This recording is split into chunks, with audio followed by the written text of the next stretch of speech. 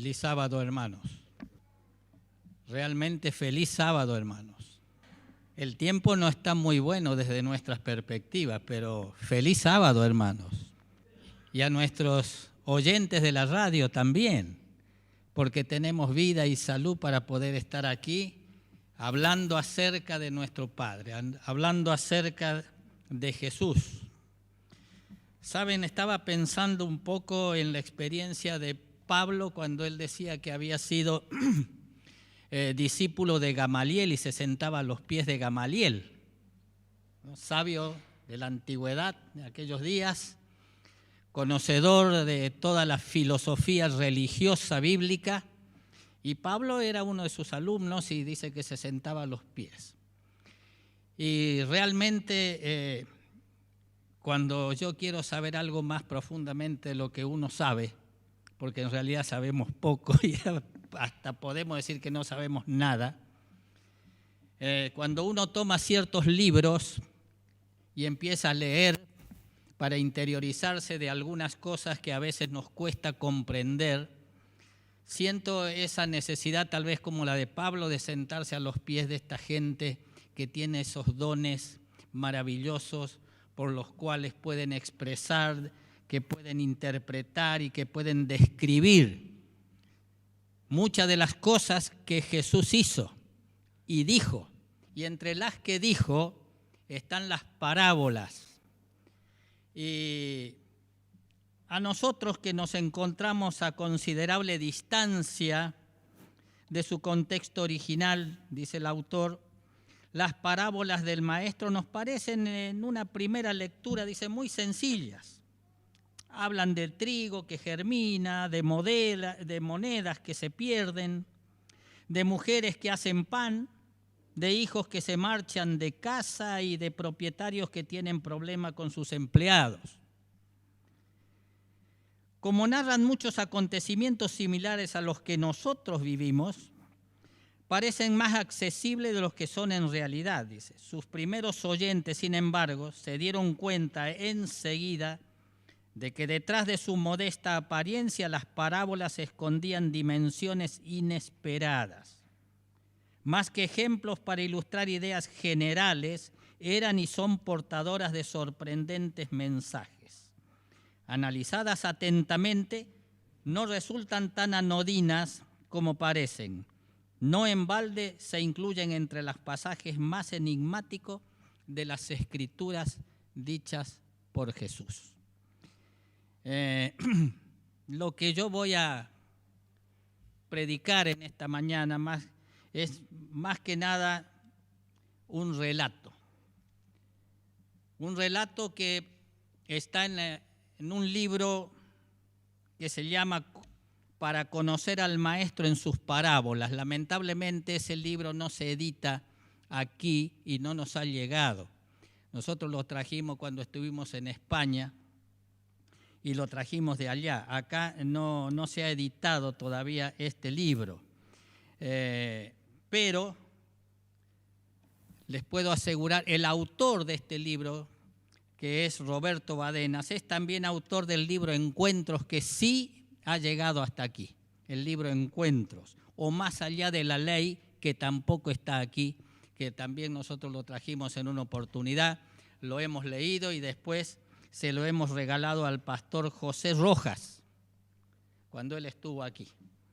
Entonces, esta descripción y esta interpretación de las parábolas son 25 parábolas.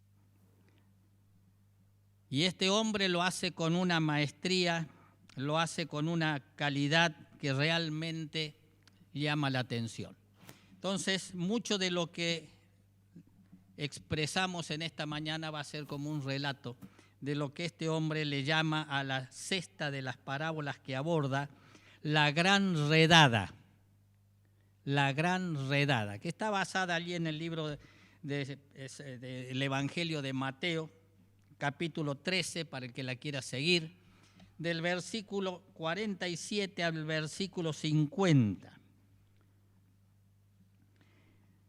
Y él más o menos comienza o aborda esta parábola de esta manera, y quizás quizás, es lo que debemos aprender como iglesia que tiene un mensaje a todas las culturas, según el mensaje que tenemos en Apocalipsis capítulo 14, 6, que es el mensaje del primer ángel, y Apocalipsis 10, 11, después del chasco, donde se nos manda a predicar a ¿quiénes? A todos, dice, a toda nación, tribu, lengua y pueblo.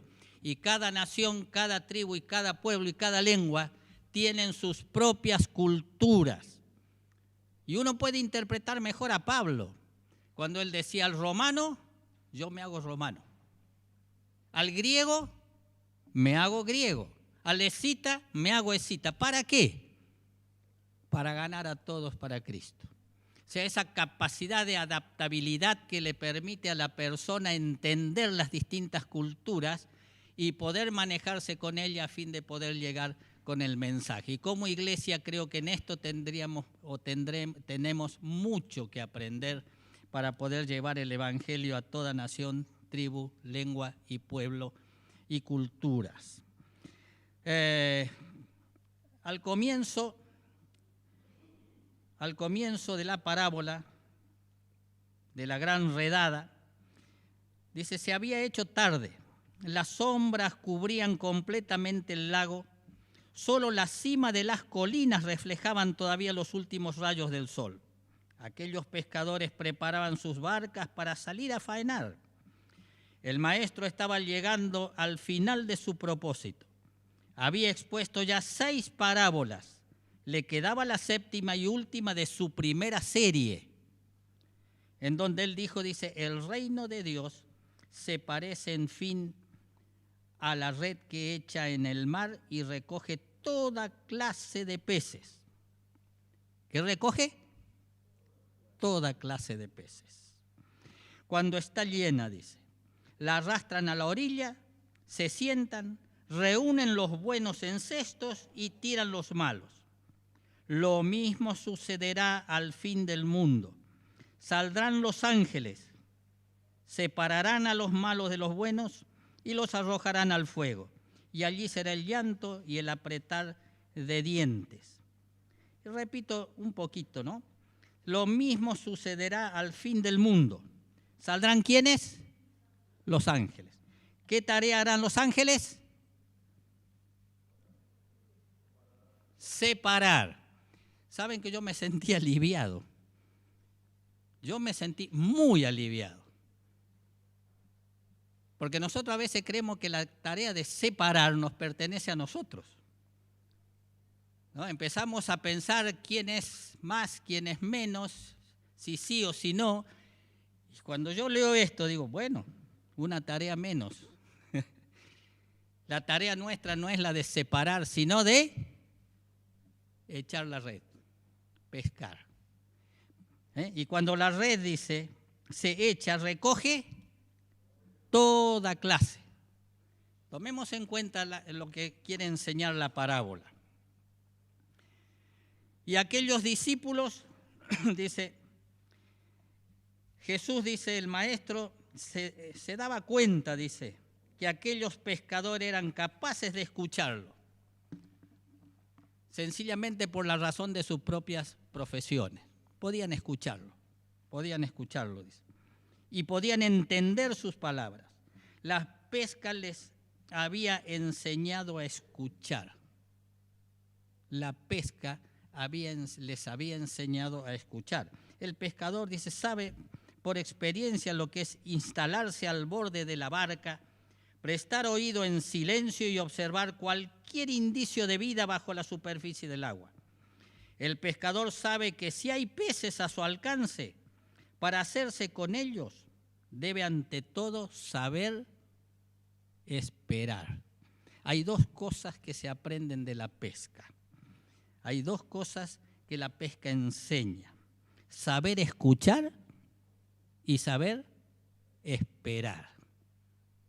Saber escuchar a los que tienen otras culturas y saber esperar cuando Dios hace los cambios.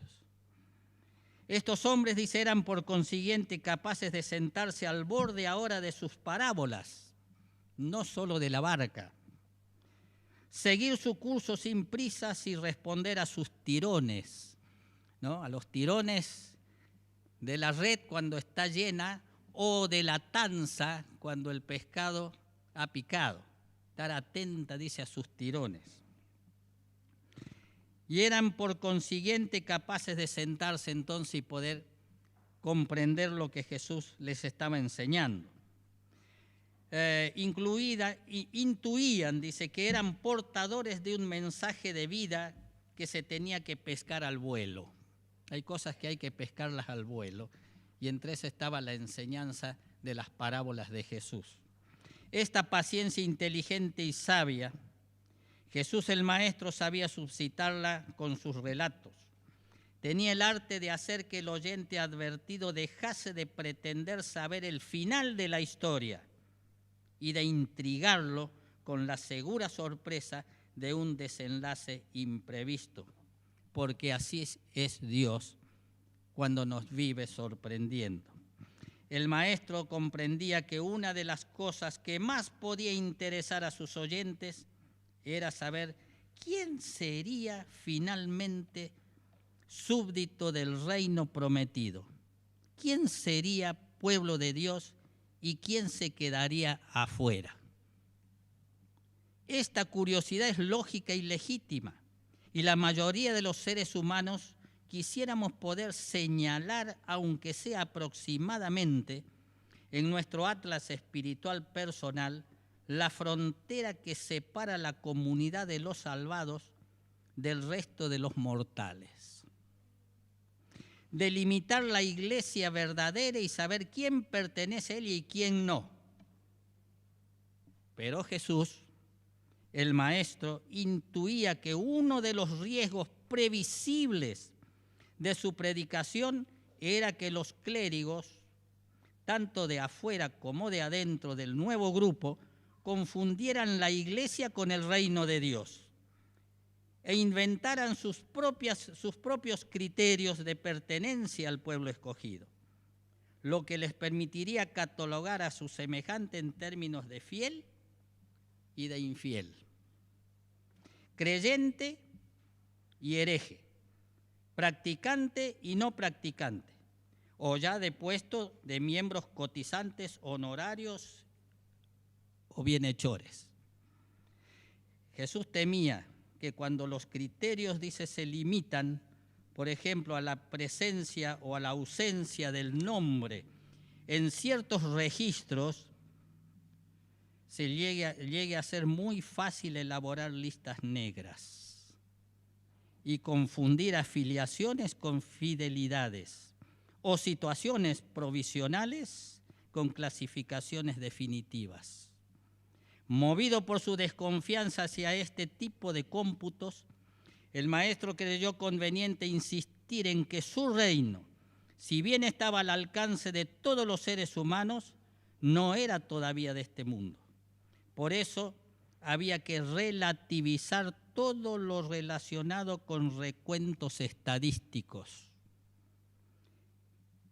Había que procurar evitar ante todo que los nuevos beneficiarios del tesoro y de la mostaza se tomaran a sí mismos por el ombligo del mundo, confundiendo privilegios con deberes, convicciones con verdades, integrismo con fervor, sectarismo con fidelidad y cualquier parroquia o iglesia con el reino de Dios.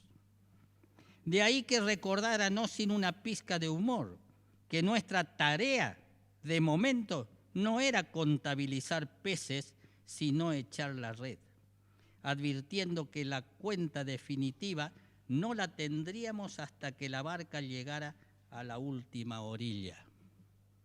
El maestro temía que el manejo de los privilegios eclesiales nos volviesen infalibles, inquisidores y excluyentes.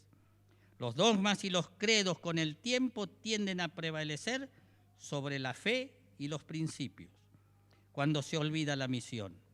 El derecho canónico, los catecismos, los reglamentos y los manuales de iglesia pueden incluso llegar a adquirir más importancia que la ley y los profetas.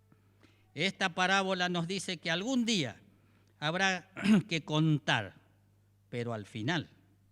Entonces sabremos sobre quién reina Dios, quién está y quién no está con Él y por qué. Entre tanto, hará falta definir, pero sin pontificar. Habrá que señalar fronteras, pero sin exiliar a nadie. Habrá que establecer señas de identidad, pero sin pretensiones exclusivistas. De momento, nuestra tarea no consiste en rechazar candidatos, sino en abrir las redes, aún a riesgo de que entre pez y pez se cuele alguna medusa. ¿Quién sabe si este molesto besugo resultará finalmente una fabulosa pieza, o si aquella inquietante sirena que se critica será capaz de llevar la red donde nosotros somos incapaces de hacerlo? ¿Quién sabe cómo acabará cada uno de los peces gordos, promisorios, de aquí a que lleguemos a la otra orilla? Quizás por eso el maestro apenas se ocupaba de balizar los límites de su reino. Prefería invitarnos a entrar en él que establecer aduanas y controles. El maestro quería evitar que sus seguidores transformasen la evangelización en un coto de caza o de pesca privado, en una selección artificial de las especies, o que favoreciesen un parroquialismo en el que tiburones y delfines, por ejemplo, se considerasen por encima de sardinas o peces comunes. Y es que los pronunciamientos demasiado categóricos de nosotros y ellos, o de dentro y afuera, suelen favorecer fatalmente el fariseísmo y la discriminación que, queriendo salvaguardar la identidad de la Iglesia, algunos se esfuerzan por mantener dentro del pueblo de Dios una separación tajante entre feligreses y paganos, puros e impuros, creyentes e incrédulos, justos y pecadores, iglesia y mundo, con el argumento de que no se puede nadar entre dos aguas y no se debe consentir ninguna presencia indeseable en la congregación de los santos. Sin embargo, Jesús dice: en tanto la parábola de la cizaña como la de la gran red abogan más o menos por todo lo contrario, puesto que insisten en que hoy no nos concierne esa selección y que en último análisis nunca nos concernirá, pues la clasificación final será tarea de los ángeles. Hasta entonces el capitán de la flota se niega a excluir a cualquiera. Y nos recuerda que nuestra misión no es la de dividirnos y atrincherarnos por clanes y confesiones, sino la de extender juntos las redes del reino. Que lo nuestro es tirar de la red y no tirar a nadie fuera de ella. Ninguna autoridad, ningún tribunal, ningún reglamento debiera excluir a priori a nadie de la red mientras dure la pesca. Aunque el juicio investigador comenzó hace tiempo, su veredicto no se sabrá hasta el juicio final. Un día la gran selección terminará, seguramente terminará. El barco seguramente habrá llegado a su destino. La red seguramente habrá concluido su misión. Y entonces se verá quién es quién definitivamente. Mientras tanto, el reino de Dios debe seguir faenando, y de momento en sus redes ni son todos los que están, ni tampoco están todos los que son. Un día, sin embargo, los buenos peces serán finalmente separados de los otros, el trigo de la cizaña, los invitados al banquete de los intrusos. Entonces se distinguirá la realidad de las apariencias y ya nadie confundirá apóstatas con apóstoles. Porque tampoco debemos ignorar que algunos parecen encontrarse dentro del reino, pero en realidad son pasajeros clandestinos sin ninguna vinculación real con éste. Se encuentran de momento en la red, pero no pertenecen a ella. Viven entre salvos, casi como salvos, pero no son salvos. Se sienten cómodos y protegidos en compañía de los creyentes. Se benefician de sus servicios, pero su contacto superficial con los súbditos del reino no ha cambiado en absoluto su naturaleza o su pertenencia. Son, al decir del vulgarismo, son tránsfugas enredados en un mero trasbordo, pero no desean naturalizarse o nacionalizarse. Prefieren conservar sus vínculos de origen. Por eso, al llegar a la última orilla, serán devueltos a su verdadera y definitiva patria. Dice, las terribles imágenes del fuego y del llanto y del apretar de los dientes con las que termina la parábola son un recurso oriental destinado a subrayar el carácter irreversible de ese trágico final. Todas las oportunidades se habrán agotado. La paciencia divina tiene también sus límites. En realidad, no necesitará castigar o eliminar a nadie. Los seres humanos nos bastamos y sobramos para acabar con nosotros mismos y unos con otros. Todo hombre que sea destruido al final de los tiempos es porque se habrá destruido a sí mismo. Elena G. de White, en el libro Palabras de Vida, página 62, en la edición de la Pacific Press del año 71, ella habla mucho sobre esto. Sería interesante poder recurrir, si nos interesa, a esta lectura. Volviendo a la parábola, dice que las últimas palabras del maestro eran muy serias y dejaron planear sobre los oyentes un silencio expectante. El sol se estaba seguramente poniendo en las colinas, dejando tras sí un cielo radiante, sin nube alguna. Nadie se atrevía a romper el embrujo de aquel momento. Los barcos de pesca estaban ya en alta mar, pero por fin el maestro se levantó para marcharse. Con un hábil gesto atracó su barca en la orilla. Ya en tierra firme, preguntó como para asegurarse de que su mensaje estaba claro. ¿Habéis entendido todo esto? Ellos contestaron que sí. Entonces él les dijo: quien entiende los asuntos del reino de Dios se parece a un padre de familia que tiene un gran arcón de donde sacar cosas nuevas y cosas viejas. Si sabemos mirar, dice, con los ojos de la fe, no nos pasarán desapercibidos estos tesoros del reino de Dios. Pero por hoy, quien no encuentra nada que atesorar en el acervo de lo conocido, ni nada nuevo en la experiencia en su contorno cotidiano, es porque todavía no sabe ver con los ojos de la fe. Si sabemos mirar con los ojos de la fe, no nos pasarán desapercibidos estos tesoros del reino de Dios. Pero por hoy, cerremos nuestro arcón y que Dios nos bendiga a entender esta parábola. Dios nos bendiga, hermano.